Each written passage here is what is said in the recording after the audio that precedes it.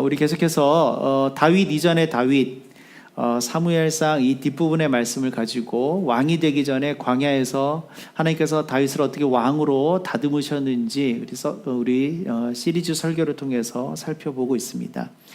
그래서 왕이 되기 전에 다윗은 광야에서 하나님께 직접 훈련을 받았죠. 또 자신의 모든 것이 사람의 손에 의한 것이 아니라 하나님의 손에 의해서 움직인다는 것을 다윗이 배웠습니다. 그리고 사람을 두려워하는 것이 아니라 하나님을 두려워해야 한다는 것도 다윗이 배웠습니다. 그 광야 생활을 통하여서 배워 나가는 것이죠. 그럼에도 불구하고 다윗의 광야 생활은 여전히 고달프고 또 괴롭고 또 어려운 일들의 연속이었습니다. 더군다나 다윗은 이제 홀몸이 아니었습니다. 이제 많은 사람들이 여기저기서 원통하고 또 마음이 상하고 힘든 그런 사람들이 다윗의 이야기를 듣고 다윗에게 모였고, 또 다윗은 그렇게 하다 보니까 이제 광야 속에서 자기 가족만 책임져야 하는 것이 아니라 자기들에게 모여든 수백 명의 사람들도 함께 책임져야 하는 그러한 상황에 처하게 되었을 것이에요. 자, 그러나 그런 광야 생활은 여전히 기약이 없었고요. 언제 끝날 줄 몰랐습니다. 이런 모든 상황들이 다윗을 여전히 많이 힘들게 하였고 또 어렵게 하였고 곤란하게 하였을 것입니다. 특별히 어느 부분에서 다윗이 힘들었을까? 이제 수백 명의 사람을 책임져야 하는 그 상황 속에서 다윗에게 경제적인 문제도 굉장히 큰 문제가 되었습니다. 왜요? 어느 한 곳에 계속해서 몇 년 동안 머무르면서 거기서 농사를 짓거나 어떤 산업을 일으켜서 이 돈을 만들어내고 어떤 재화를 만들어낼 수 있는 상황이 아니었잖아요. 계속해서 떠들어야 되는데 떠도는 수많은 사람들이 있었습니다. 모세 때처럼 광야에서 떠돌 때 만나가 내리는 것도 아니었습니다. 메추라기가 오는 것도 아니었어요. 스스로 그 모든 것들에 대해서 하루하루를 정말 목숨을 걸고 살아남기 위해서 사울을 피하면서도 또 자신들의 그 생활을 위해서 다윗이 끊임없이 수고하고 애쓰고 그래야 했습니다. 또 최고의 리더로서 다윗이 거기서 갖는 그 리더로서의 부담감은 어마어마했었을 것입니다. 자, 그래서 자연스럽게 다윗과 다윗의 무리들이 선택한 것은 뭐냐면 사설경비업이었습니다. 사설경비업. 다윗에게는 이제 군사가 있었고 비록 떠돌이지만 그리고 어느 정도의 힘이 있었잖아요. 그리고 그때 당시는 국가가 전체의 백성들의 어떤 안전과 또 어떤 이런 것들을 다 책임질 수 있는 어떤 시스템은 아니었잖아요. 곳곳에 빈틈이 많이 있었습니다. 그래서 다윗은 지역에서 자신들의 어떤 이런 군사적인 힘이 필요한 그러한 사람들을 도와주고 또 그 도움의 대가를 받고 하는 그런 식으로 그 공동체의 생활을 경제적인 부족한 부분을 메꾸어 나가는 방식을 분명히 선택했을 것입니다. 오늘 우리가 읽은 사무엘상 25장은 바로 그런 맥락에서 시작하는 것이죠. 자, 갈멜이라는 곳이 나옵니다. 이제 갈멜이라는 지역까지 다윗이 움직인 것 같아요. 그것에 마침 나발이라고 하는 큰 부자가 있었는데요. 이 사람이 얼마나 큰 부자냐면 양이 3,000마리고 염소가 1,000마리라고 하였습니다. 이 수많은 양과 염소들을 키우는 그렇기 때문에 또 이것을 키우기 위한 수많은 또 하인들이 있었겠죠. 고용된 사람들이 있었겠죠. 또 이것을 운영해야 되는 여러 가지 일들이 있었겠죠. 지금으로 따지면 일종의 기업과 같은 것입니다. 이 규모로 봤을 때는 대기업은 아니라 할지라도 상당히 큰 어느 정도의 중견기업인 것을 우리가 알 수 있습니다. 만약에 나발이 지금 사람이었으면 뭐 벤츠를 타고 다니고 또 강남에 큰 집이 있고 또 수십억 혹은 수백억 대의 재산을 가지고 있는 그 이상의 재산을 가지고 있는 어떤 일종의 알부자였을 수도 있을 거예요. 자, 그러나 나발에게 부족한 것은 무엇입니까? 스스로도 자신들의 이 재산과 이 양떼와 염소떼를 지키는 어떤 그런 군사들을 가지고 있었지만 그러나 너무나 규모가 크기 때문에 이것을 다 감당할 수 없는 또 그러한 어떤 약함도 있었을 거예요. 그래서 생각해 보건데 당시에 이런 어떤 일종의 사회적인 분위기나 경제적인 시스템은 서로의 부족한 부분들을 이렇게 서로 도와주고 보완해주는 상부상조의 역할들이 있었을 것입니다. 이것이 이제 자연스러웠을 거예요. 나발에게는 경비하는 인력이 부족했고 또 다윗에게는 재정이 부족했고 이것을 서로가 도와주면서 채워주는 그런 역할들을 했을 거예요. 그리고 이 나발은 이미 갈멜 지역에 주둔을 자리를 잡고 있었고 다윗도 아마 갈멜 지역에 주둔을 하고 있었기 때문에 서로 굳이 이렇게 다윗과 나발이 직접 만나서 이야기를 하고 계약서에 도장을 찍지 않는다 할지라도 그냥 그 밑에 선에서 그 수많은 양떼가 움직일 때 다윗의 부하들이 가서 지켜주고 자연스럽게 그러면서 서로 그냥 암묵적으로 내가 너희들 도와준다. 또 당신들이 우리를 도와줬으니 나중에 우리가 때가 되면 어느 정도 이제 응급하겠다라는 이런 암묵적인 그런 분위기가 형성이 되어 있었을 것입니다. 이것은 다윗과 나발의 관계뿐만 아니라 이때 당시 일반적인 사회적인 그냥 그런 모습이었을 것이라고 우리가 쉽게 예상을 할 수 있겠죠. 자, 그래서 어느 정도 때가 지나고 다윗이 나발에게 사람을 보냅니다. 사람을 보내서 우리가 그동안 당신을 보호해주고 지켜줬으니 이제 조금 우리를 도와주십시오라고 그렇게 이제 사람을 보내게 되는 것이죠. 자, 우리 사무엘상 25장 7절 8절 말씀을 한번 보도록 하겠습니다. 우리가 읽은 사무엘상 25장 7절과 8절 말씀 한번 같이 보도록 하겠습니다. 읽어볼까요? 내게 양털 깎는 자들이 있다함을 이제 내가 들었노라. 내 목자들이 우리와 함께 있었으나 우리가 그들을 해하지 아니하였고 그들이 갈멜에 있는 동안에 그들의 것을 하나도 잃지 아니하였나니 내 소년들에게 물으면 그들이 내게 말하리라. 그런즉 내 소년들이 내게 은혜를 얻게 하라. 우리가 좋은 날에 왔은즉 내 손으로 있는 대로 내 종들과 내 아들 다윗에게 주기를 원하노라 하더라. 우리가 당신들을 지켜줬는데 당신들의 재산을 하나도 해한 것도 없고 당신들을 이렇게 못되게 대한 것도 없고 오히려 우리가 호의를 베풀어서 정말 정성껏 잘 지켜줬고요. 또 뭐예요? 지금 어떤 날이라고? 좋은 날에 지금은 참 좋은 날이니까 우리가 그렇게 한 것에 대해서 좀 호의를 베풀어 줬으면 좋겠다라고 다윗이 나발에게 사람을 보냅니다. 이것은 이때 당시에 여러 가지 분위기에서는 전혀 이상하거나 어색한 것이 아니었습니다. 또 어떻게 보면 다윗은 그렇게 생각했을 수도 있어요. 마땅히 내가 이렇게 요청할 것을 요청한다라고 생각할 수 있습니다. 그런데 다윗에게 돌아온 그 나발의 대답은 전혀 다윗의 기대와는 전혀 달랐습니다. 나발이 어떻게 대답했는지 한번 우리가 볼까요? 10절, 11절 말씀입니다. 계속해서 한번 읽어보겠습니다. 나발이 다윗의 사환들에게 대답하여 이르되 다윗은 누구며 이새의 아들은 누구냐? 요즘에 각기 주인에게서 억지로 떠나는 종이 많도다. 내가 어찌 내 떡과 물과 내 양털 깎는 자를 위하여 잡은 고기를 가져다가 어디서 왔는지도 알지 못하는 자들에게 주겠느냐 한지라. 나발이요 다윗을 완전히 무시했습니다. 다윗의 정말 그 아픈 것을 건드렸죠. 사울에게 쫓기는 그 모습을 아주 비꼬면서 이야기를 하고 또 한 가지는 무엇입니까?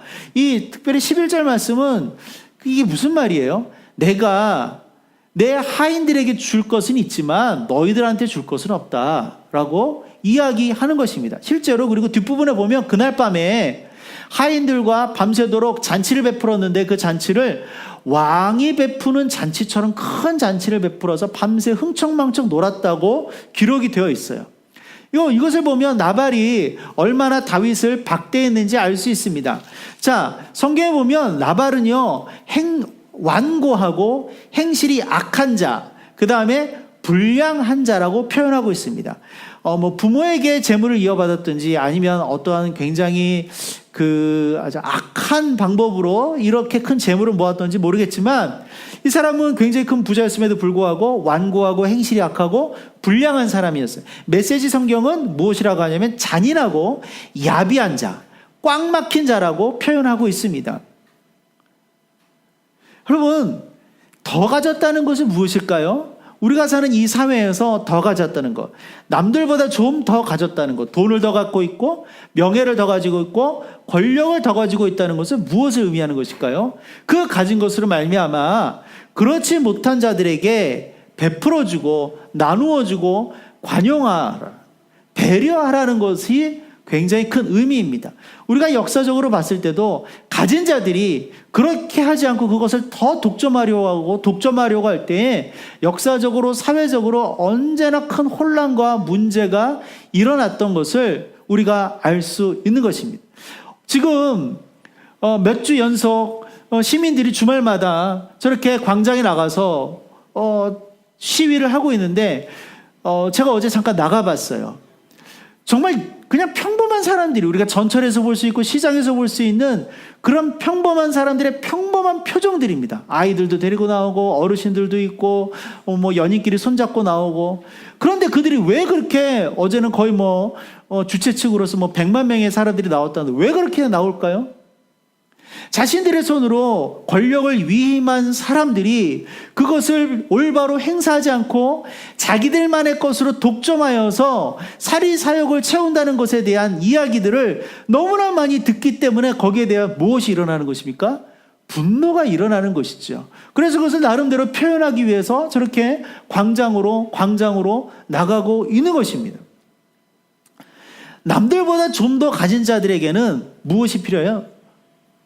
그만큼의 윤리와 책임, 그 다음에 인격이 필요한 것입니다. 우리가 이것을 노빌리스 오빌리지라고 하죠. 그러나 나발에게는 전혀 그런 것이 없었던 것입니다.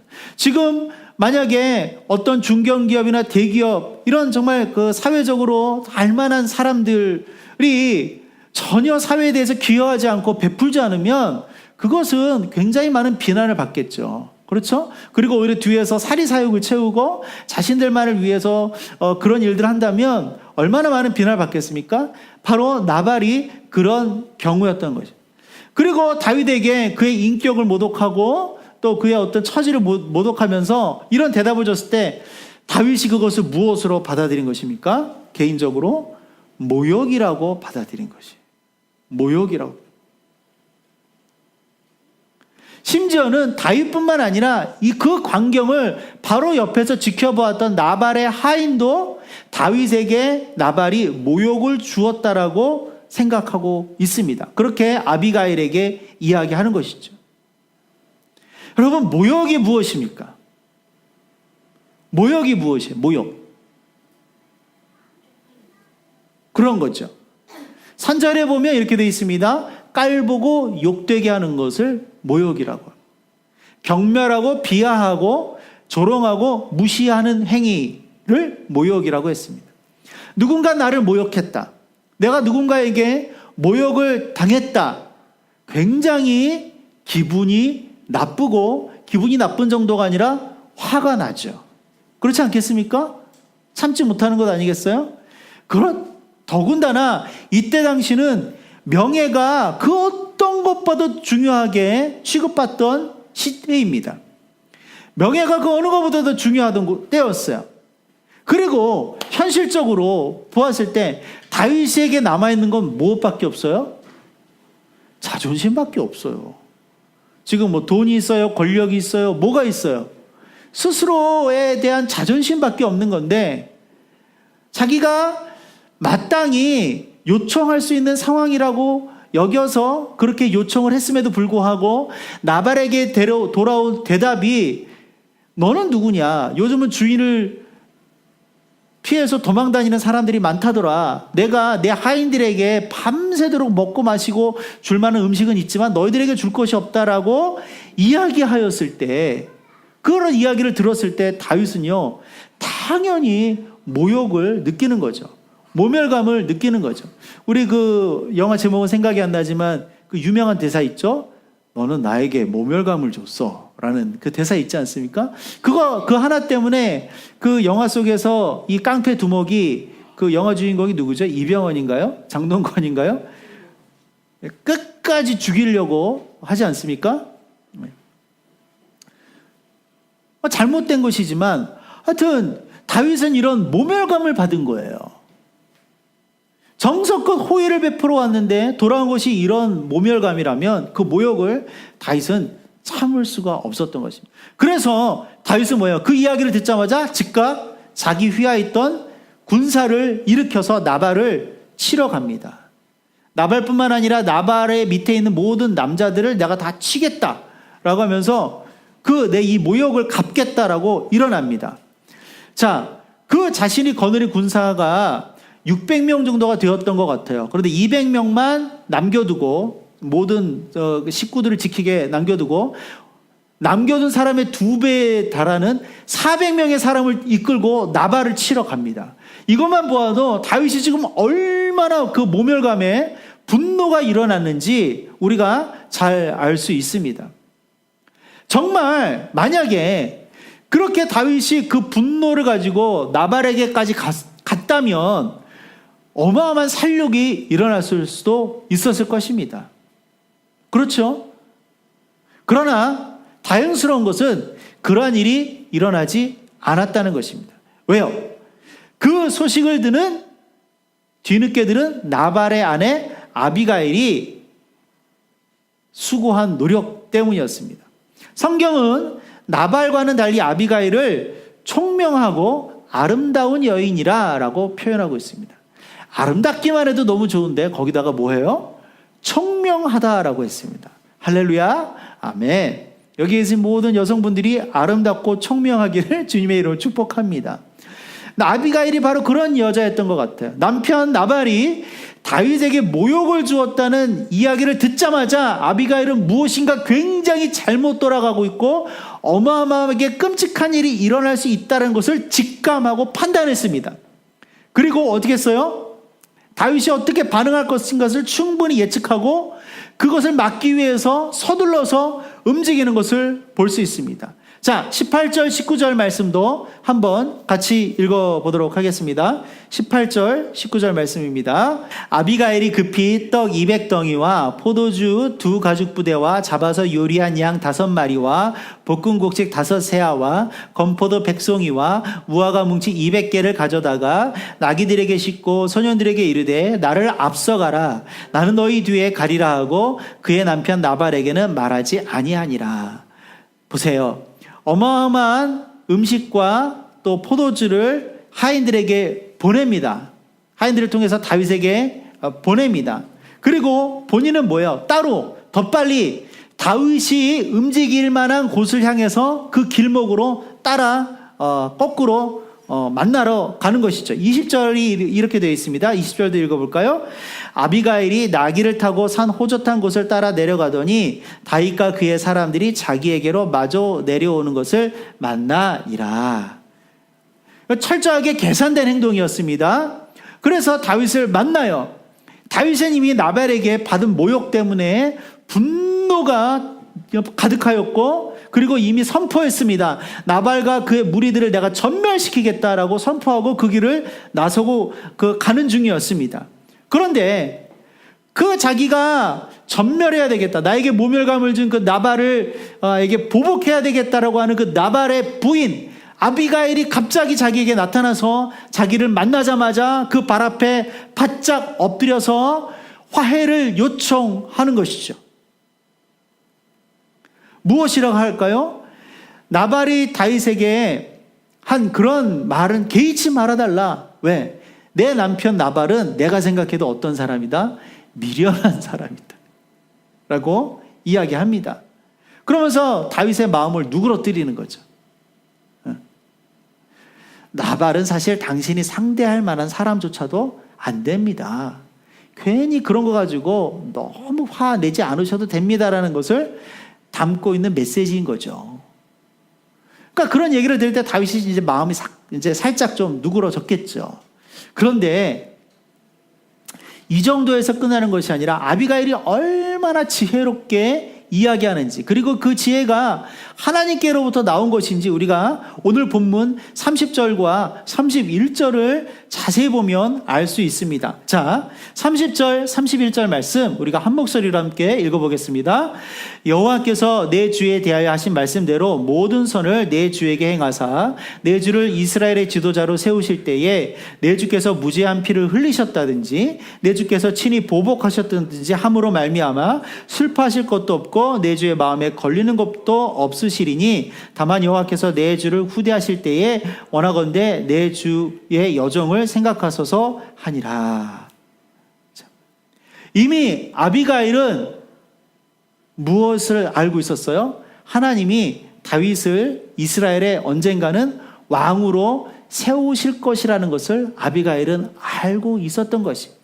그래서 다윗이 이제 그 광야 생활 속에서 어쩌면 잊어버렸을 수도 있고 아니면 이런 그 모욕 때문에 잠시 잊어버렸을 수도 있었던 하나님이 다윗을 부르셨던 그 이유, 하나님이 왜 지금 다윗을 광야에 보내셨는지 그 이유에 대해서 아비가일이 다시 한번 정확하게 상기시키고 일깨워 주고 있는 것입니다. 당신은 이스라엘의 왕이 될 사람입니다. 당신은 이스라엘의 지도자가 될 사람입니다.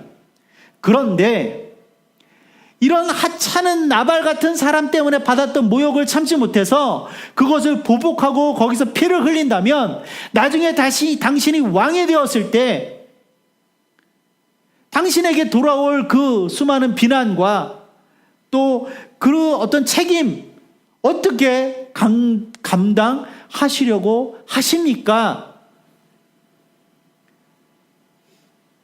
그것 때문에 당신에게 들어올 정치적인 부담은 어떻게 감당하시겠습니까? 라고 다윗을 오히려 진정시키는 것이죠.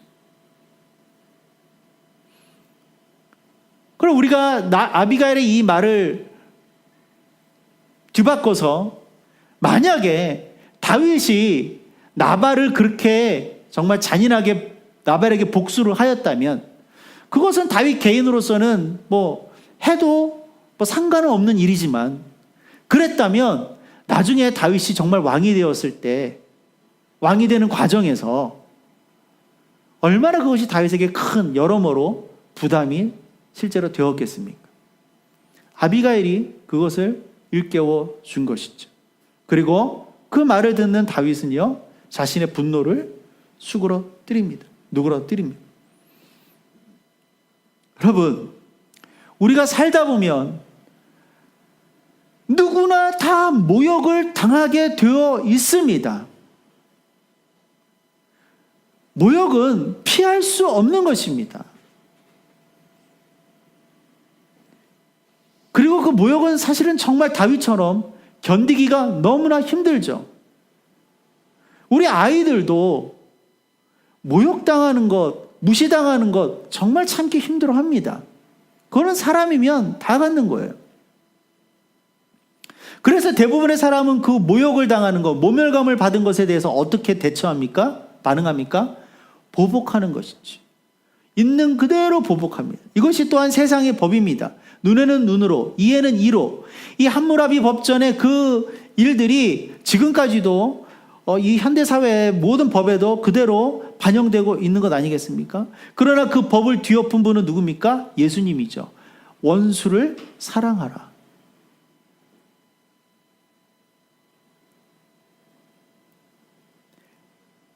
그렇게 눈을 눈으로 감고 이를 이를 갚고 모욕당한 것을 그거 다시 그대로 갚는다 할지라도 어느 누구도 사실은 비난하지 않습니다.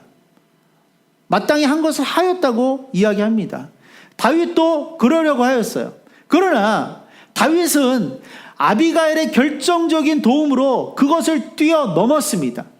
그렇게 할 수 있었지만 더 큰 것으로 한 걸음 더 성장해서 나갈 수 있었다는 것입니다. 우리가 살다 보면 언제나 당할 수 있는 이런 모욕감은 어디서부터 오는 것일까요? 우리가 그것을 아는 것부터 시작해야 됩니다. 그것은 사람에게로부터 오는 것이 아닙니다. 그 사람의 입술과 그 사람의 행위를 통하여서 움직이게 하는 뒤에는 사단이 늘 있다는 것. 우리가 그것을 기억해야 합니다. 사단이 사람의 감정들을 얼마나 교묘하게 이용하는지 모릅니다.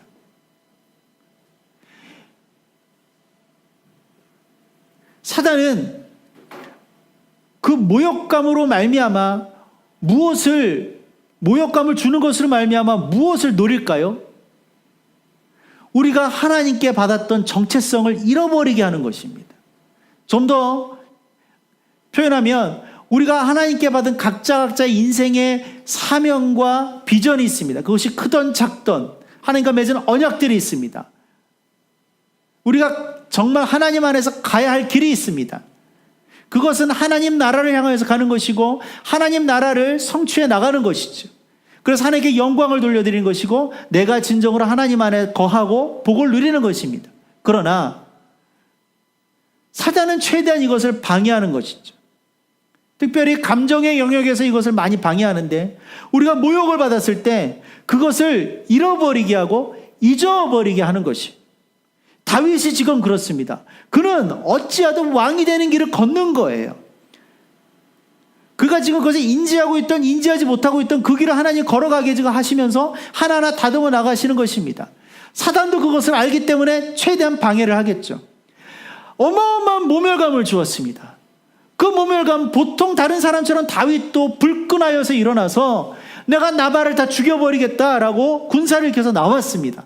사단이 원하는 시나리오인 것이지요. 그렇게 됐을 때 다윗에게 있었던 하나님의 부르심과 사명은 소멸되어지는 것입니다. 하나님의 역사의 진행은 또다시 한번 지체될 수밖에 없게 되는 것이죠. 그것을 누가 막아섰습니까? 아비가일이 막아선 것이. 그리고 다윗도 지혜로운 것은 그때나마 더 늦지 않게 아비가일의 말에 귀를 기울였다는 것이죠. 아비가일이 얼마나 지혜로운지 우리가 알 수 있습니다. 이 모멸감은 하나님과의 정체성과 비전과 사명을 잃어버리게 하는 것과 더불어 또 한 가지 치명적인 것은 이웃과의 모든 관계를 파멸시켜버린다는 것이.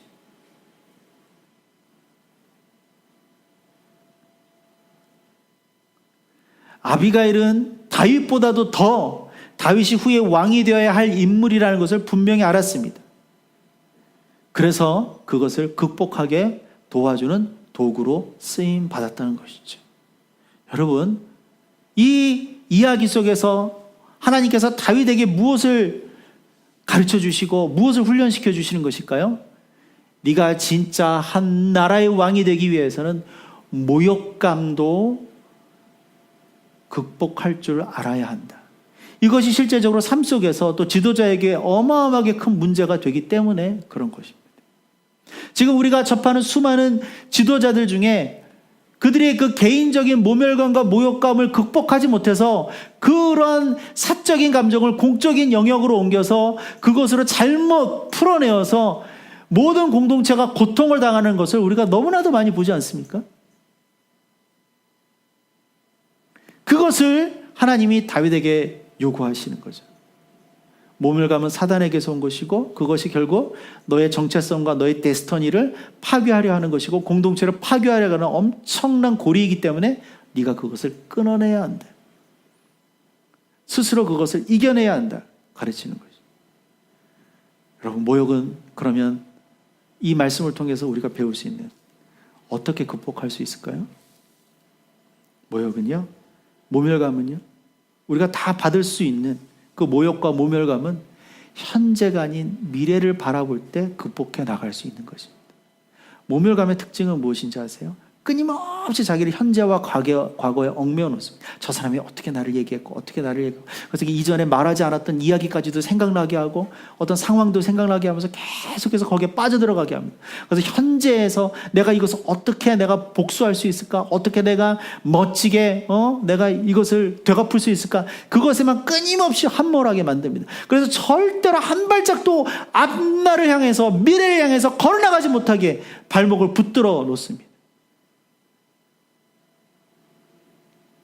우리가 걸어가는 길은 당연히 어려움이 많지요. 왜요? 우리는 하나님 나라 백성이고 우리가 사는 곳은 세상이니까 당연히 안 맞으니까 어려움이 많을 수밖에 없습니다. 인정해야 합니다. 때로는 그 어려움이 재정적인 어려움이 될 수 있고 관계적인 어려움이 될 수 있고 가정의 어려움이 될 수 있고 건강의 어려움이 될 수도 있지만 때로는 우리의 내면을 뿌리째부터 흔드는 그런 어려움으로도 다가올 수 있다는 것입니다.